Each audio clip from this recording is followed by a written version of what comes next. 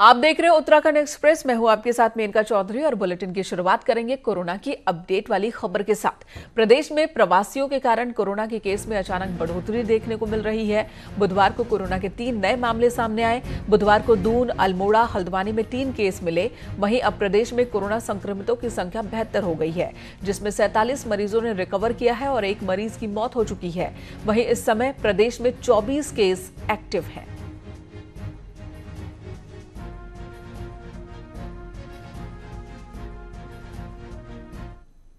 और सरकारी आंकड़ों के मुताबिक पिछले कुछ दिनों में उत्तराखंड सरकार 60,000 से ज्यादा प्रवासियों की घर वापसी करा चुकी है।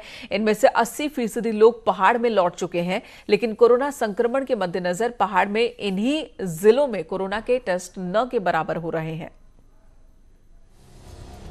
उत्तराखंड में कोविड-19 का पहला केस 15 मार्च को सामने आया था, लेकिन तब से आज तक इन 60 दिनों में हरिद्वार, देहरादून, नैनीताल, उधम सिंह नगर को छोड़ दिया जाए तो पहाड़ के 9 जिलों में कोरोना के मात्र 749 टेस्ट किए गए।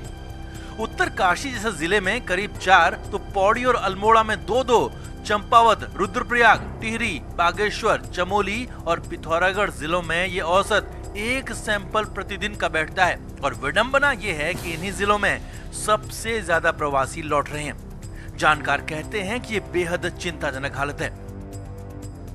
पर्वतीय जनपदों की बड़ी तस्वीर देखते हैं तो निश्चित तौर पर एक वो कहीं ना कहीं चिंता पैदा करती है, क्योंकि प्रतिदिन जो 9 पर्वतीय जनपदों के जो सैंपल हैं वो 1.5 सैंपल प्रतिदिन से कम हैं। इसको हम इस तरीके से भी देख सकते हैं कि अभी तक उत्तरकाशी से 256 सैंपल, अल्मोड़ा से 126 सैंपल, पौड़ी से 108 सैंपल और सबसे कम पिथौरागढ़ से मात्र 28 सैंपल, चमोली से 34 सैंपल और बागेश्वर से 35 सैंपल इन पिछले 60 दिनों में लिए गए हैं। सैंपल की धीमी रफ्तार से हेल्थ डिपार्टमेंट भी अच्छी तरह से वाकिफ है। उसे ये भी जानकारी है कि दिल्ली, मुंबई, महाराष्ट्र, सूरत, हरियाणा, पंजाब, गुड़गांव जैसे कोरोना सेंसिटिव क्षेत्रों से हजारों की संख्या में लोग पहाड़ लौट रहे हैं। नहीं, सैंपलिंग कर रहे हैं, सैंपल की दर भी बढ़ रही है। हमारी जो लैबें हैं उनमें करीबन पर डे 500 के करीब टेस्ट हो भी रहे हैं। अब ऐसा नहीं है कि टेस्टिंग नहीं हो रही है, लेकिन प्रायोरिटी बेस पर होएगी कि प्रायोरिटी पहले किसकी है उस पर सैंपलिंग होती है। आने वाले दिनों में और भी प्रवासियों की घर वापसी होने वाली है। ऐसे में अगर सैंपल की रफ्तार नहीं बढ़ाई गई तो हालत चिंताजनक हो सकती है। देहरादून से न्यूज़ 18 के लिए सुनील नवप्रभात की रिपोर्ट।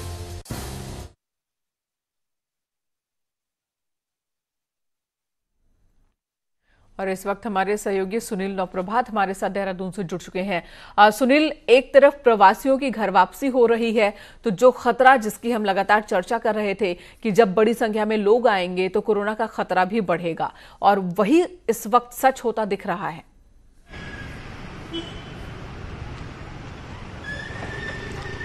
बिल्कुल कंचन, न्यूज़ 18 लगातार इस बात को दिखा रहा है। जिस तरह से अभी भी ये रिपोर्ट हमारे दर्शकों ने देखी, पिथौरागढ़ जिले का जो सीमांत क्षेत्र है, अगर हम वहाँ का औसत देखें तो 60 दिन में 28 सैंपल वहाँ पर लिए गए हैं, यानी कि पर डे 1 सैंपल से भी कम का औसत बैठ रहा है। तो ये हालात बेहद चिंताजनक है।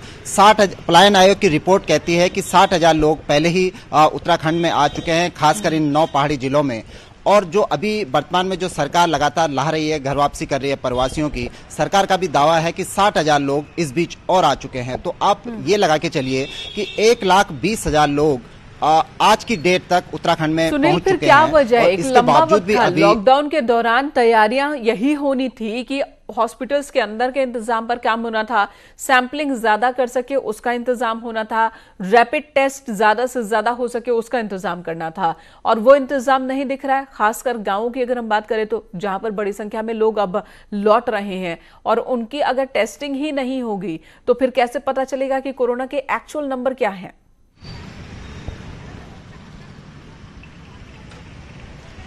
बिल्कुल, इस लॉकडाउन के इस पीरियड में भी अगर हम 60 दिन का ये गैप मान के भी चलें तो इस पीरियड में भी हम केवल 4 लैब यहाँ पर एस्टेब्लिश कर पाए अभी भी 4 सरकारी लैबों में ये जांच चल रही है, लेकिन इसके बावजूद भी जो बड़े डिस्ट्रिक्ट हैं, जो पहाड़ी क्षेत्र है जहां पर बड़ी संख्या में अब माइग्रेंट पॉपुलेशन वहां पर आ रही है, वहां पर अभी भी सैंपलिंग की रफ्तार बहुत धीमी है और एक बेहद चिंताजनक है। देहरादून जैसे क्षेत्र में न्यूज 18 की खबर के बाद 2 बॉर्डर पे आसरोड़ी चेक पोस्ट और अब हिमाचल बॉर्डर पे भी लगातार चेकिंग हो रही है और आपने देखा किसी का नतीजा है कि कल देहरादून में जो कोरोना पॉजिटिव निकली तो उसका सैंपलिंग पहले ही बॉर्डर पे कर लिया गया था। पिछले 4-5 दिनों में अभी तक 9 प्रवासी जो भी यहाँ पर संक्रमित आए वो सब प्रवासी थे, जो कोई महाराष्ट्र से आया, कोई दिल्ली से आया, कोई हरियाणा से आया और सभी रेड जोन क्षेत्र से उत्तराखंड में आ रहे हैं। तो ये सैंपलिंग की रफ्तार नहीं बढ़ाई गई, दिखाई जिसके बाद ये कदम उठाया जा रहा है कि सीमाओं पर अब सैंपलिंग हो रही है, लेकिन ये इंतजाम तो पहले होने चाहिए थे, ये इंतजाम सरकार और प्रशासन की ओर से होने चाहिए थे,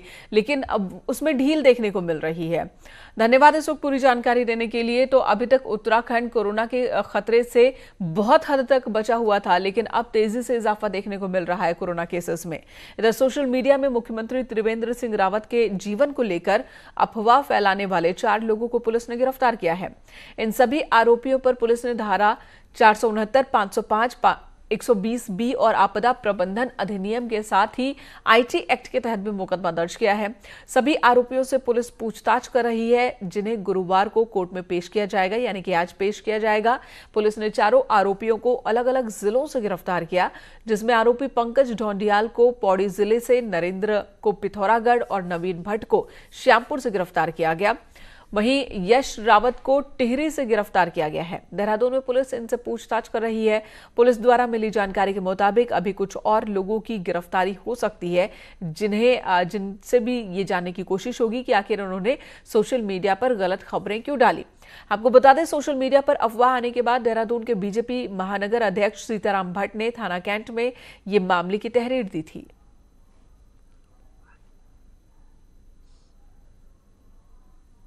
हैं राजीव रथान, वो इसको इन्वेस्टिगेट कर रहे हैं और इसमें जो है अभी कुछ लोग हमने अरेस्टिंग किया है और उनसे डिटेल में पूछताछ की जा रही है और उसके बाद इसमें आगे की कार्रवाई की जाएगी।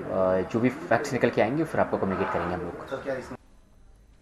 और उत्तराखंड में जून 2021 तक डीए फ्रीज करने के बाद अब यूपी की तर्ज पर कुछ अन्य भत्तों को भी खत्म किए जाने की तैयारी है और इसकी सुगबुगाहट शुरू हो चुकी है। कर्मचारियों का कहना है कि अगर ऐसा होता है तो सरकार को आंदोलन के लिए तैयार रहना चाहिए। कोरोना काल में खर्चों में कटौती और राजकोष की माली हालत सुधारने के लिए राज्य सरकार ने जून 2021 तक करीब 1.5 साल का डीए फ्रीज कर दिया है। इस बीच यूपी सरकार ने भी सचिवालय, पुलिस, नगर प्रतिकर समेत 6 प्रकार के भत्ते खत्म करने का फैसला लिया है। वहीं सुगबुगाहट ये भी है कि अब उत्तराखंड सरकार भी यूपी की राह पर चलते हुए इसी तरह के भत्तों को समाप्त कर सकती है। इससे कर्मचारी संगठनों में हलचल शुरू हो गई है। इस तरह की अगर बात कवायद शुरू होती है तो निश्चित रूप से आंदोलन का बिगुल फूंका जाएगा और सरकारों को सोचना होगा कि उत्तर प्रदेश की अगर पैरिटी इस राज्य में अन्य मामलों में अगर नहीं सरकार ले रही है और ये कहती है कि उत्तर प्रदेश बड़ा राज्य है और उत्तराखंड छोटा राज्य है, नए इसके अपने नियम कानून होंगे तो फिर किस आधार पर उत्तर प्रदेश की भांति सरकार भत्तों को काटेगी। हम लोग भी वेट एंड वॉच की स्थिति में है। उत्तराखंड में भी कर्मचारियों को कई तरह के भत्तों की सुविधा मिलती है। सचिवालय भत्ते की बात करें तो सचिवालय के करीब 1200 कार्मिकों को ग्रेड पे का 50% सचिवालय भत्ता मिलता है। अगर ये भत्ते खत्म किए जाते हैं तो राजकोष को बड़ी राहत मिल सकती है। वित्त सचिव का कहना है कि ये मामला उनके संज्ञान में नहीं है। ये तो खैर हायर लेवल पे होगा डिसीजन। अभी तो वैसा कोई मतलब हम लोग के द्वारा तो ऐसा कोई है नहीं, लेकिन अभी डिसीजन तो हायर लेवल पे होगा। बहरहाल कोरोना महामारी के कारण वित्तीय दिक्कतों से जूझ रही सरकार हर वो रास्ता खोज रही है जिससे अनावश्यक खर्चों पर लगाम लगाकर राजकोष की सेहत सुधारी जा सके, लेकिन ये रास्ता उतना आसान भी नहीं है। कर्मचारी संगठन अभी से रणनीति में जुट गए हैं। देहरादून से न्यूज 18 के लिए सुनील नवप्रभात की रिपोर्ट। और बुलेटिन में बात अब कैबिनेट के फैसले की। तो आज कैबिनेट की बैठक में कल कैबिनेट की मीटिंग हुई जिसमें 4 अहम प्रस्तावों पर मुहर लगी। पीएम मोदी के आर्थिक पैकेज के ऐलान को कैबिनेट ने धन्यवाद दिया। वहीं कृषि उपज, पशुधन, संविदा, खेती और सेवाएं अधिनियम 2018 को कैबिनेट ने पास कर दिया, जिसके बाद अब भारत सरकार का अधिनियम उत्तराखंड भी लागू होगा। अधिनियम से किसानों को खेती में फायदा मिलेगा। कैबिनेट में बिजली बिल में छूट का प्रस्ताव भी पास किया गया। वहीं कॉमर्शियल कनेक्शन में फिक्स चार्ज में 3 महीने की छूट दी गई है। साथ ही ट्यूब बिल पर 20,000 किसानों को छूट मिलेगी। अगर आप ऑनलाइन बिल जमा करते हैं तो 1% बिल में छूट दी जाएगी। कृषि उपज एवं पशुधन संविदा खेती एवं सेवाएं, ये एक मॉडल एक्ट है, इसको राज्य को अडॉप्ट करना है। आज एक अध्यादेश के रूप में इसको लेकर आए, चूंकि विधानसभा इस समय सत्र प्रचलन में नहीं है, इसलिए इसको अध्यादेश के रूप में लाए। इस अडॉप्ट को हमने एज इट इज राज्य के परिप्रेक्ष्य में हमने इसको अंगीकार किया है। इसके कारण किसानों को अनेक प्रकार की सुविधाएं इससे प्राप्त होंगी और जो खास तौर पर जो संविदा के रूप में जो एक कोऑपरेटिव के रूप में खेती इत्यादि करेंगे उनके लिए ये एक्ट है। तो ये एक बहुत ही महत्वपूर्ण है जिसको हमने आज अध्यादेश। देहरादून के उप आबकारी आयुक्त को नोटिस भेजा गया है। बड़ी कार्रवाई। आबकारी अधिकारी पौड़ी रहते हुए घपले का आरोप इन पर लगा है। डीएम पौड़ी ने आरोपी अधिकारी प्रभाशंकर मिश्रा को नोटिस भेजा है। पौड़ी में 3 दुकानों को बिना राजस्व चलाने का इन पर आरोप है। साल 2018-2019 में इससे सरकार को 3 करोड़ रुपए का नुकसान हुआ था। प्रभाशंकर मिश्रा की सैलरी से ही इसकी वसूली भी हो सकती है। हरिद्वार के प्रभारी डीईओ भी प्रभाशंकर मिश्रा ही हैं। हरिद्वार में भी एक बार फिर से घपले की आशंका जताई जा रही है। लॉकडाउन पीरियड में 3 दर्जन दुकानों का स्टॉक पाया गया था नील।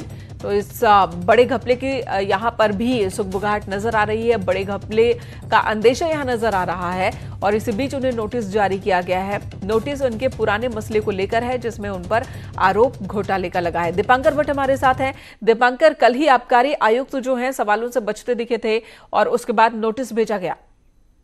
बिल्कुल मेनका, ये मामला दरअसल 2018-19 का है जिसमें पौड़ी की ये दुकानें हैं। पौड़ी की इन दुकानों से अलग अलग राजस्व वसूल होना था और 1 महीने का पैसा दुकानदार जमा नहीं कर पाए थे, जिसके बारे में तपन कुमार जो 2019 में वहां जिला आबकारी अधिकारी थे, उन्होंने रिपोर्ट तैयार की थी।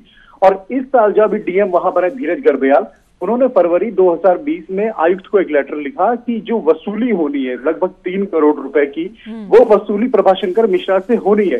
तो जिस अधिकारी से 3 करोड़ रुपए की वसूली होनी है उसे आबकारी मुख्यालय ने इस समय जिला आबकारी अधिकारी हरिद्वार बनाया हुआ है। हरिद्वार अपना में बहुत बड़ा डिस्ट्रिक्ट है, लेकिन सबसे बड़ा सवाल यह है कि एक तरफ तो आबकारी आयुक्त किसी बात का जवाब नहीं देते और दूसरी बात यह कि जिस अधिकारी से 3 करोड़ रुपए की वसूली होनी है उसके वेतन से साफ साफ डीएम के लेटर में लिखा गया है, तो उस अधिकारी को क्यों आपने जिला आबकारी अधिकारी बनाया हुआ है? जो पहले से ही दागदार अधिकारी, उसे जिम्मेदारी क्यों दी गई और बड़ी, ये एक सवाल अपने आप में है। लेकिन उत्तराखंड के आबकारी विभाग की बात करें तो हमेशा ही सवालों के घेरे में रहता है और हमेशा ही कहीं ना कहीं से घोटाले की खबरें आती रहती हैं। दीपांकर, धन्यवाद इस वक्त आपका पूरी जानकारी देने के लिए। तो बड़ी कार्रवाई नोटिस जारी कर की जरूर की गई है इसमें। इस बार उत्तराखंड में आबकारी विभाग का सबसे बुरा हाल है। ओवर रेटिंग रुक नहीं रही है। कई शराब की दुकानें अब भी नहीं खुल रही हैं और विभाग से नाराज दुकानदार 15 मई से दुकान बंद करने का ऐलान कर चुके हैं। 3600 करोड़ की कमाई वाले आबकारी विभाग के कमिश्नर सुशील कुमार हर सवाल पर चुप हैं। शराब के गंदे धंधे पर कमिश्नर साहब की बोलती बंद है। न्यूज़ 18 ने जो पूछा कमिश्नर उसे टालते चले गए। ओवर रेटिंग पे भी नहीं बोला आपने, ना इस पे बोल रहे, आप किसी भी बोल नहीं रहे, आप तो कुछ। अरे सर, उनको आप 2 बार फोन कर दो, वो कहते हैं सर फोन करेंगे, आप कहते हो वो नहीं। हाँ, बड़ा बुरा हाल है सर। सर प्लीज सर 2 शब्द बोल दो। है? अरे सर आप आयुक्त हैं सर, आप नहीं बोले कौन बोलेगा फिर? अरे सर आप भी तो आयुक्त हैं। इस चुप्पी का मतलब क्या माने कि शराब शांति से बिक रही है या सब कुछ गोलमाल है? हकीकत तब पता लगती जब जवाब मिलता, लेकिन कमिश्नर साहब को तो कोई जवाब ही नहीं देना है। मंत्री प्रकाश पंत के निधन के बाद आबकारी महकमा मुख्यमंत्री खुद देख रहे हैं और सरकार के प्रवक्ता पारदर्शिता का हवाला देते हुए आयुक्त के रवैये पर सवाल खड़े कर रहे हैं। ट्रांसपेरेंसी हमारी सरकार का एक सिद्धांत भी है। अगर कहीं इस प्रकार की कोई बातचीत कोई मीडिया के द्वारा पूछी जाती है तो हमें उसको बताना है, हमें अपनी सरकार की योजना बतानी है, हमें अपनी निष्पक्षता बतानी है। अगर इस प्रकार का कहीं जानकारी नहीं है तो आप जानकारी लेके बताइए, लेकिन अगर पूछा जाता है तो बताना चाहिए। वहीं कांग्रेस का कहना है कि सीएम को इस अफसर से सवाल पूछना चाहिए कि वो जवाब क्यों नहीं दे रहे। पूरे लॉकडाउन में, पूरी इस कोरोना संकट काल में अगर सबसे आनंद किसी का आया तो आबकारी विभाग का आया, शराब के माफियाओं का आया, और इसीलिए सरकार के बड़े अधिकारी जवाब देने को तैयार नहीं है। मैं तो न्यूज़ 18 में देख रहा था, मुझे तरस भी आ रहा था, आपके ऊपर भी तरस आ रहा था। हमें अच्छा नहीं लग रहा था कि आप उनके पीछे जा रहे हैं और वो जवाब ही नहीं दे रहे हैं। कांग्रेस का आरोप है कि कोरोना के दौर में सबसे ज्यादा गड़बड़ी आबकारी विभाग में हुई और 15 मई से विभाग से नाराज प्रदेश के शराब कारोबारी दुकान बंद करने वाले हैं। कारोबारियों का कहना है कि अप्रैल में शराब बिकी ही नहीं तो पैसा किस बात का। लेकिन सवाल पूछें तो किससे पूछें, क्योंकि जवाब देने वाले मुंह छिपाकर भाग रहे हैं। दीपांकर भट्ट, न्यूज़ 18, देहरादून। उत्तराखंड में शिक्षा विभाग से बड़ी खबर। शिक्षा सचिव आर मीनाक्षी सुंदरम ने एलटी से प्रवक्ता पदों पर होने वाले 1949 पदों पर पदोन्नति करने के आदेश जारी कर दिए, जिसके बाद सील बंद लिफाफा खोल दिया गया। वहीं उन शिक्षकों की मुराद भी पूरी हो गई जो लंबे वक्त से अपने प्रमोशन की राह देख रहे थे। शिक्षा सचिव द्वारा आदेश जारी किए जाने के बाद डीपीसी का लिफाफा खुलने को लेकर शिक्षकों में खुशी की लहर। वहीं शिक्षा मंत्री का कहना है कि सरकार के प्राथमिकता है कि शिक्षकों की कमी पूरी की जाए। इस फीस पे एक सकारात्मक और बहुत अच्छी पहल करते हुए सरकार ने निर्णय लिया था, जिसका शासनादेश भी जारी किया। उसी शासनादेश को हमारे माननीय हाई कोर्ट ने निर्देशित किया है और अभी इसमें आगे और सुनवाई अभी होनी है। तो मैंने अभी इस पर कोई टिप्पणी ना करते हुए मैं ये कहूँगा कि सरकार ने बहुत अच्छा इस पर डिसीजन पहले ही ले चुकी है और जो कोर्ट का निर्देश अभी प्राप्त हुआ उसका पालन करते हुए जो आगे अभी सुनवाई होनी है हम उसकी प्रतीक्षा करेंगे। लॉकडाउन के बीच दूसरे राज्यों में फंसे लोगों की प्रदेश वापसी हो रही है तो वहीं उनके चेहरे पर अब खुशी भी दिखने लगी है। पंजाब में लगातार मामले बढ़ने के बाद लोग वापसी के लिए सरकार से गुहार लगा रहे थे। जब वापसी हुई तो चेहरे खिल उठे। सरकार और प्रशासन का सभी शुक्रिया अदा कर रहे हैं। बहुत ज़्यादा टाइम लग गया। हम 4 तारीख से वहाँ पे बसें ढूंढ रहे थे। वहाँ पे भी बहुत सारे लोग ऐसे थे जो रोटू में ही सो रहे थे। फिर भी चलो आगे अच्छा हुआ। बहुत ज़्यादा वहाँ पर केसेस बढ़ गए थे जी। उसके बाद ऐसे हालात हो गए कि मकान मालिक ने 1 महीने का किराया छोड़ा। फिर उसके बाद वो कहने लगे थे किराया भी जी तो जब काम नहीं चल रहा था, पैसे नहीं कमा रहे, फिर किराया कहाँ से देंगे बताओ। तो इसी करके हम काफ़ी दिनों से ट्राई कर रहे थे कि अपने घर पहुंच जाए किसी तरीके से। और अब जब जाके हमने जो ऑनलाइन फार्म भरे थे वो मैसेज तो आया नहीं था, हम आ गए थे वहाँ तो मैडम से बात हुई थी, उन्होंने बिठा दिया था हमें। ऑब्वियसली अच्छा लगता है कि पुलिस एफर्ट्स कर भी रही है और लोगों को फैसिलिटेट कर रही है। यहाँ लोग आ रहे हैं, बाकायदा उनको स्क्रीनिंग के बाद जो है यहाँ पे स्टे की व्यवस्था है, खाने पीने की व्यवस्था है। फिर उनको इतने दिन से जो लोग फंसे हुए थे एक अलग खुशी का एहसास होता है और फिर आने के बाद अच्छा ट्रीटमेंट मिलता है। इट्स लाइक वेलकम कि हाँ आप अपने स्टेट में वापस आ गए, और तो ऑब्वियसली खुशी तो होती है। और कोरोना के खिलाफ चल रही लड़ाई ने न सिर्फ लोगों की जिंदगी बदल दी है बल्कि लॉकडाउन के बीच छोटा हो या बड़ा व्यापारी अब परिवार की जरूरत को देखते हुए रोजगार के नए विकल्प तलाश रहा है। प्रदेश में 2 महीने से लॉकडाउन की सख्ती के बीच सिर्फ डेली नीड्स की शॉप खुल रही हैं, जिसके बाद उधम सिंह नगर के खटीमा में बाजार में भी व्यापारियों के नजरिए में बड़ा बदलाव आया। अंदाजा इस बात से लगाया जा सकता है कि अब तक कमाई की गारंटी माने जाने वाले फुटवेयर, गारमेंट्स के व्यापारी अब डेली नीड्स जैसी शॉप में अपना भविष्य देख रहे हैं। ये लॉकडाउन की वजह से जो काफी टाइम से या महीने 1.5 महीने 2 महीने से दुकानें बंद हैं और अब जाके जो थोड़ी बहुत छूट मिली है खोलने की, तो इससे दुकान पे हमें ये लग रहा है कि काम धाम तो कुछ बहुत ज़्यादा है नहीं। अगर यही हालात रहे तो हमें सोचना पड़ जाएगा कि हम ये काम बदल करके कुछ ऐसा काम करें जो डेली नीड्स की ज़रूरत हो। अब बैंक का लोन, बैंक की लिमिटें और ये सब प्रेशर, बिजली का बिल, ये कर्मचारियों की तनख्वाहें, ये सब कहाँ से आएंगी। मन कर रहा है कि कुछ काम चेंज कर लें। वहीं जब बड़े दुकानदार कोरोना से चल रही इस लड़ाई में खुद को सुरक्षित नहीं पा रहे हैं तो फास्ट फूड का ठेला लगा रहे हैं। वहीं छोटे व्यापारी भी परिवार चलाने के लिए सब्जी, फल जैसे ठेले चलाने को मजबूर हैं। फास्ट फूड का ठेला लगाते हैं, इस समय तो सरकार ने सब बंद कर रखा है। अब सब्जी की रेहड़ी लगा रहे हैं, फल फ्रूट, परिवार चलाने के लिए कुछ तो करना ही पड़ेगा। बहरहाल कोरोना के चलते लॉकडाउन का सामना कब तक करना होगा कहा नहीं जा सकता, लेकिन जरूरत है इस संकट की घड़ी में धैर्य के साथ फैसले लेने की, ताकि एक भी गलत फैसला भविष्य पर भारी न पड़े। न्यूज़ 18 के लिए खटीमा से कमलेश भट्ट की रिपोर्ट। और उम्मीद इस बात की कि सब कुछ ठीक होगा और इनकी जो व्यापार की गाड़ी है वो भी धड़ल्ले से चल पड़ेंगी कोरोना के साथ ही, लेकिन एहतियात के साथ। फिलहाल इस बुलेटिन में इतना ही। ब्रेक के बाद भी खबरें जारी हैं।